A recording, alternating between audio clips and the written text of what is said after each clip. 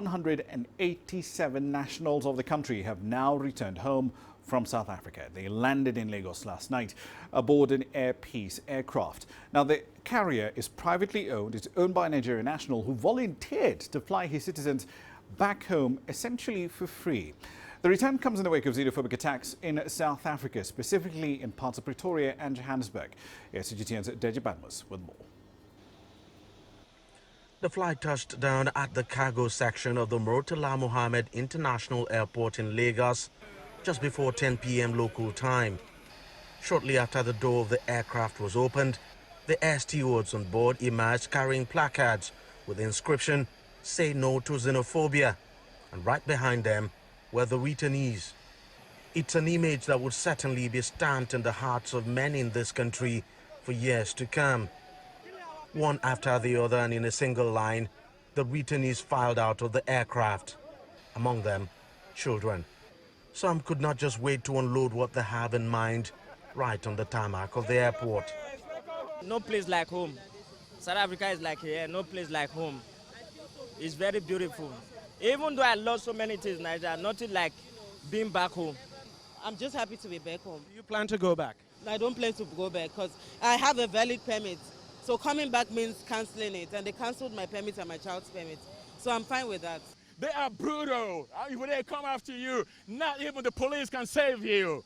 We thank God we are alive today, but a lot of people did not make it. Many of them say they had lived in South Africa for not less than 5 years and lost almost everything they had worked for in the xenophobic attacks. But to demonstrate they are happy to be back home, how about the spontaneous rendition of the Nigerian national anthem?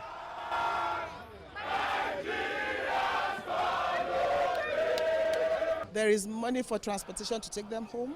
They all have homes.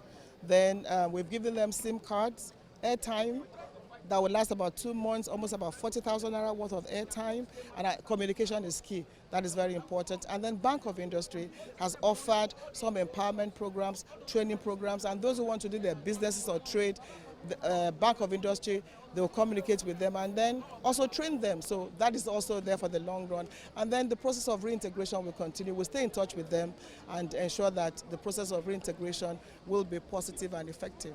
Well, right behind me here is where the returnees have been profiled. Profiling is actually going on now, and it's been done by immigration officials. After the profiling, they would then have to file out of the center here, and then there are buses actually waiting for them. They would board these buses, and of course the buses will take them to wherever they would be going to.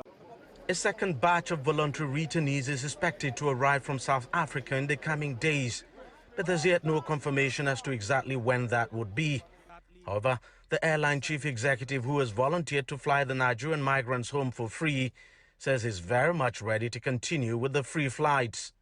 So the aircraft is there, my pilots are ready.